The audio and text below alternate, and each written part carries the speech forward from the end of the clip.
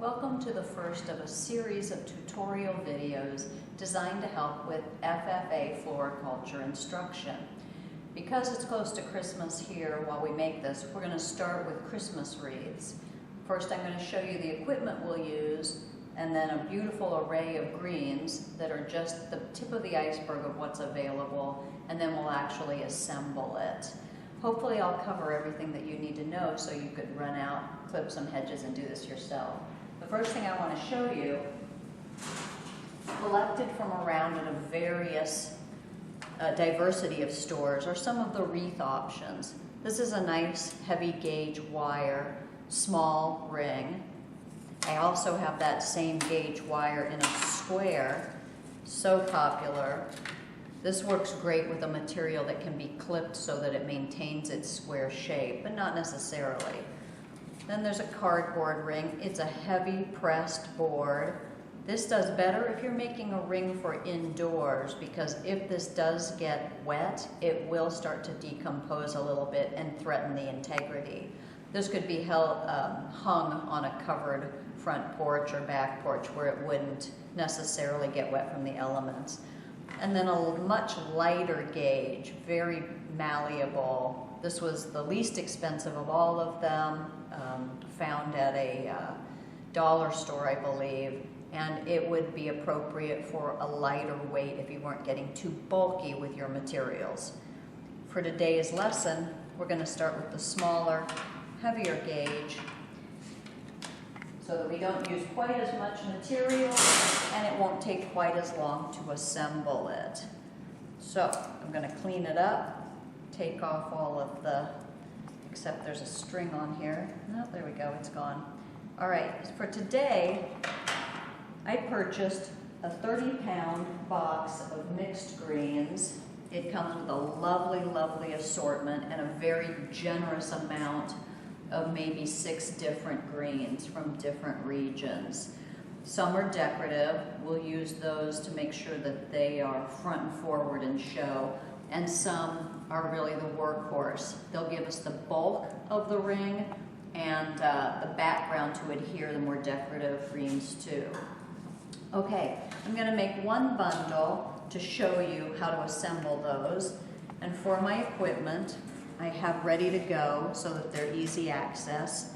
I'm using a 26 gauge florist wire, very easy to work with. I'll cut these in half. I won't need this long piece, it would be wasteful. They are not wire cutters. I use them as wire cutters. This is not something I'm encouraging you to do, but I started it a long time ago and they're just fine and dandy. My clippers to cut my greens, which I will have to clean afterwards because some of these greens are very sappy and that residue will stay on my clippers. Scissors for cutting ribbon at the end. And then there's an option. We can use a nice sturdy garden twine to adhere the bundles onto the wreath, or we can use a very lightweight gauge wire. This is a 24 gauge, very, very easy to manipulate. I'm going to use the string today because perhaps this wreath will sit in the center of a dining room table as a centerpiece, and I don't want any extra wire to scrape the surface of the table. All right, let me show you the size for this ring of the bundle that we're going to make. Again, I'm going to start with my sturdier evergreen. I don't mean to refer to it as the workhorse in any way that's other than positive, but 3 of those, they're approximately 8 to 10 inches long. And then I want to be a little more decorative, so I'm going to grab some of my favorites. This yellow-tipped cedar. Okay, we'll put 2 pieces of this. And that's a pretty bundle. I'm going to go back over. I should pre-cut all of my wires so that my hands are free. Cut a wire in half. And I'm simply going to lasso this tightly and twist it on the back side. That's held together now, and this is essentially one bundle. We'll count and see how many are necessary to cover this ring so that you can have a feel for that if you prepare them ahead of time. If I were going to go out into my yard, I have access to yews, to boxwoods, and to some hemlocks. That would be a very cost-effective and homemade, beautiful way to make this wreath much more personal. So go out also and look around, see what you can find that's green in the winter. Alrighty, I'm going to secure this with my twine. So to get started, I have to tie it onto my wreath. It's nothing trickier than a double knot. And then I keep the spool long because I'm not sure how much of this I'm going to use. Right, we'll get started with this first bundle that I just made. I'm laying it down, and I'm going to hold very taut my twine. I'm pulling it. I'm going to give it 2 twists around, pulling it taut. It went all the way around. All right, I've got my finger here. You'll have to figure out what works for you, but that's holding it taut. I'm gonna make a little space for myself. I've pre-made a few of these, so we'll move a little faster. I'm simply going to lay this on top. I still have my finger on that twine, grabbing my twine and bringing it around. Got my finger on it. Gonna hold it taut right there. And this is how we proceed. I'm overlapping so you cannot see where I've secured the twine last time. If you use a wire with this, which is a great way to fasten the bundles on, please remember that if you pull that wire tight and your finger's in there, that's not gonna feel great. So my bundles are simply overlapping each other to hide the mechanics, and the twine is coming back down to secure them.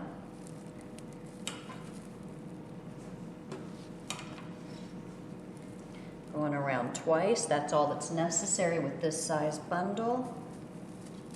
I have my assortment of greens in here. That'll be very pretty. I'm going to add one more, and I'd say we're almost halfway done.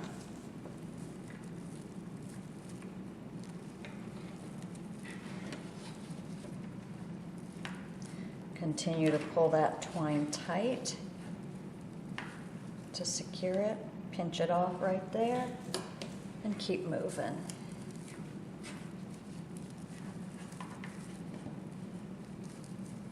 As much of this as you can get done beforehand, the easier it'll be for yourself. But this is up to your design aesthetic. If you put a bundle in there and you don't love the way it looks, you can stop everything, make a new bundle, get the material in there that you like.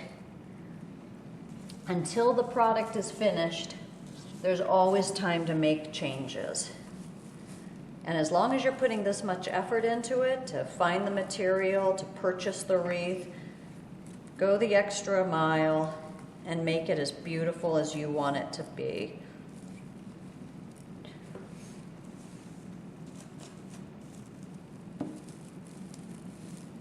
I don't know if you can tell visually, but some of these bundles have dried out. If they go outside, it's very beneficial to spritz them with a spray bottle every once in a while. It does help keep them fresh. Okay, I'm closing in on it. I think following this, there will be a need for one more. Didn't take much time at all because I was prepared. Okay. So you can see there's my stems. Here's my first one. I'm going to tuck one more in there, tuck the stems down in there, and hide those. This is the only location that the twine gets a little tricky, not too bad. Pulling it tight, as always. Okay, I'm gonna make sure. Yep, that's plenty. I could, you know, you can just keep going. I could add one more, but I think it would be excessive. All right, so here's the underside. You can see the twine's been pulled. This is the tie-off process. I'm just gonna cut my twine long enough. Use the edge of the wire ring. Same way we started. Double knot it off.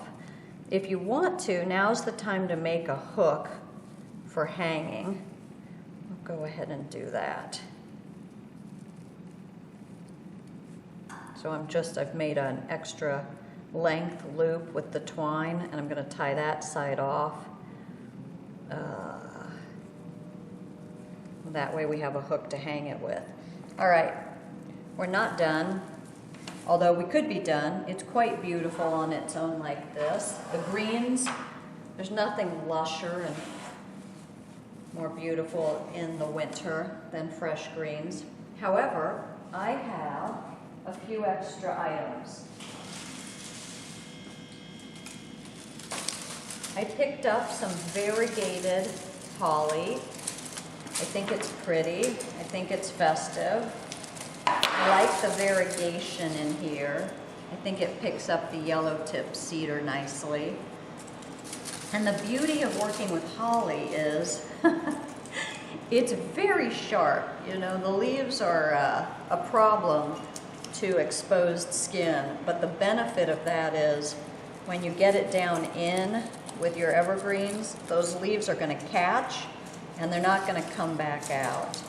So I'm going to put a, ooh, boy, oh boy. You might find that you want to use gloves for this. They are uncomfortable when they catch you. All right, I'm going to put a couple of these in. Now, I'm going to follow around the circle, but before I finish putting all of these in, I'm going to add a bow, top center. Actually, I feel like my bundle is a little thinner right here, so I'm going to attach my bow here. Let me show you, let me demystify the easiest way to make a bow. This is a wired ribbon, meaning it has a wired edge on both sides, and the benefit of that is it'll stay the way you want it to after you've manipulated it. That is fantastic. Okay. If no one's ever shown you how to do this, it's gonna change everything for you on bow making. I bent my wire in half. That's it. One piece of wire bent in half. Now, I'm going to do a figure 8, a back and forth with my ribbon. 1, 2, 3, 4, 5, 6, pinching it with my thumb, 7, 8. I am making it this size because I think it's the right scale for the wreath. Okay, I have my 8 back and forth. I'm just going to pinch it in the middle.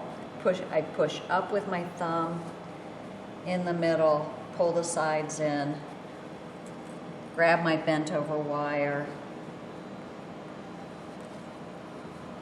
and secure that ribbon with a few twists. Okay, now is when the wired ribbon comes in handy. Those loops will go wherever you want them to and stay put, so you can manipulate them and make them full. Switch them from side to side so that you have fullness everywhere. Okay, I have my wire. I'm going to bring my ribbon over to what I thought was a little bit of a hollow area there, and simply wrap that wire around the entire wreath and twist the 2 wires in back. Now, to be responsible, because this might be a gift, I'm going to tuck my wires back into the evergreens so that they don't damage a table or somebody's hand when they grab it. So I just have to poof it back up. Okay, I have scissors. I'm going to trim this.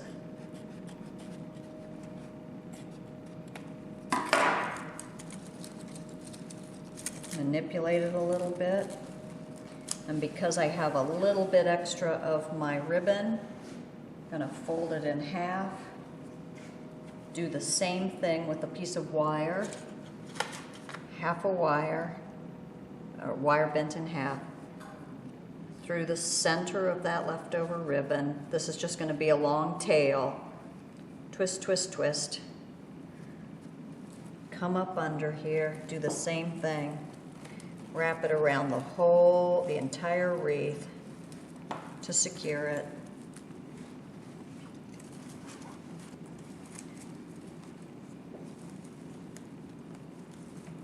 Tuck the wires in the back down into the greens to protect a table, and then play a little bit. Now I still have the rest of my holly to put in, but now that I have my ribbon in place, they can accent each other. Again, until this comes naturally to you, if you don't like where you have your ribbon, undo it and replace it. Now is the time to make sure you're happy with your finished product. And honestly, if it's not coming to you, you're getting frustrated, take a little break. Take a little break, walk away, come back, try it again. Okay, so I am happy, and I'm going to add a tiny, tiny bit more. And instead of having the holly follow in a pattern, I'm going to have them all facing down, as if they go down to the bottom. Just a few pieces of it is enough. Pine cones would be gorgeous in this. Dried fruit.